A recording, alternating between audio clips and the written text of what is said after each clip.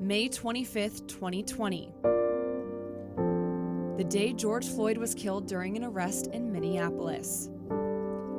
A death that sparked conversation nationwide on racial inequality and injustice. As many states and cities throughout the U.S. held protests in honor of Floyd, including right here in Bakersfield. While sports are still on pause here in Kern County, the conversation on these issues didn't have to be.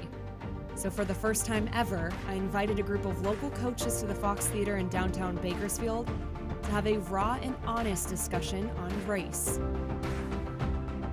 Here's that conversation. And I want to start off by saying thank you so much for all of you being open to join me at the table and have an open discussion on what many deem an uncomfortable conversation, but a necessary one. So with that, I want to start with a broad question for all of you, but how has race impacted you? With me now, my son got a ticket. I was just happy that he was able to drive away with the ticket. I wasn't mad about the ticket anymore. Those things happen now. And if he can drive away with the ticket, we can deal with that. I can't deal with the fact that if something happens to my son, or to my kids, they don't get to come home because of that. I don't have the experiences that these guys have had. I just try to educate myself as best I can to be able to educate our kids, because playing sports got me in the business that I'm in, the kid business. And we're talking about human beings. We aren't talking about anything else other than a human being. And how can we get these kids to understand what we try to do daily is to get them fight for a common goal on our team. So why can't we get them to fight for a common goal in the world?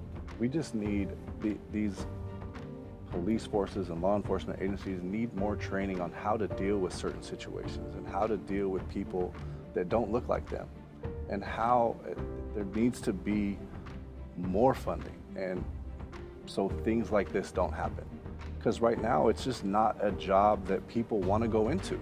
I tell black people all the time, we need us to get into law enforcement. Opportunities like that happen, we've got to get in it.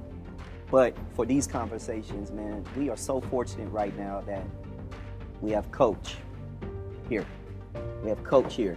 We have coach here. And I say that because we have coaches here at this conversation right now that are not black. That's the power. Yeah. That's the power right there. We have you guiding this conversation. Why? Because we need people of not black ethnicity to be able to go back and be able to tell others that look like them, that's not right. I love that you guys are bringing this conversation into how we can take steps forward and continue changing the world for better. So coming up after the break, we're going to continue the conversation and see how these men can take this conversation back to their teams.